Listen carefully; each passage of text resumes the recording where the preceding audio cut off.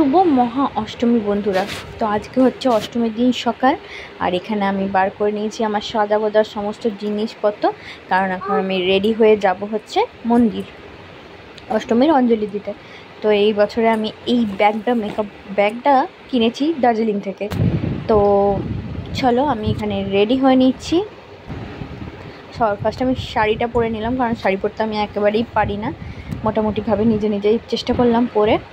তারপরে আমি সেজে গুজে এখন যাব মন্দিরে। তো আমাকে কেমন লাগছে অতি অবশ্যই তোমরা কমেন্টে জানিও। যদি ভালো লাগে অতি অবশ্যই লাইক শেয়ার সাবস্ক্রাইব করে দিও, আর আমার শাড়ির কালারটা কেমন হয়েছে সেটাও অতি অবশ্যই তোমরা জানাবে, কারণ শাড়িটা তোমাদের দাদা আমাকে পছন্দ করে কিনে দিয়েছে। একটু লাল লাল শাড়িটা আমার প্রথমে কেমন লাগছিল, তারপরে এখন পরে দেখছি বেশ ভালোই লাগছে, খুব একটা খারাপ লাগছিলো এমনটা নয়। তো চলো মন্দিরে যাই, নাহলে অষ্টমীর অঞ্জলি শেষ হয়ে যাবে। তো গিয়ে মোটামুটি সব অঞ্জলি শেষ হয়ে গেছে, তো আমি একাই আর কিছুজন ছিল। তো যাই হোক, মায়ের কৃপায় বেশ ভালোভাবে অঞ্জলি দেওয়া হলো। তো এইবারের মতো অঞ্জলি এখন বন্ধ আছে, আর এখানে মায়ের ভোগ এসছে, মা এখন ভোগ গ্রহণ করবে, তারপরে যাদের দেওয়া হয়নি তারা আবার অঞ্জলি দিতে পারবে।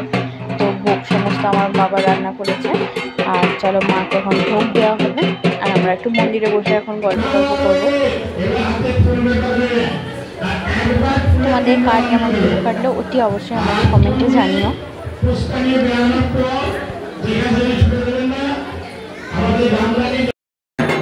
তো দেখতে দেখতে আজকে অষ্টমীর দিনটাও পেরিয়ে গেল, আর অষ্টমী করে মায়ের মুখ চোখ কেমন যেন ছলছল করে ওঠে দেখে আমার এত মনটা খারাপ হয়ে যায়। আর একটা দিন মতো তারপরে মা চলে যাবেন আবার শ্বশুর বাড়ি, আর যার যার কাজ সেই কাজে আবার করতে হবে। তো মায়ের মুখের দিকে তাকালে যেন খুব কষ্ট হয় আমার, বলির পরে যেন মায়ের মুখ পুরো ছলছল করে ওঠে।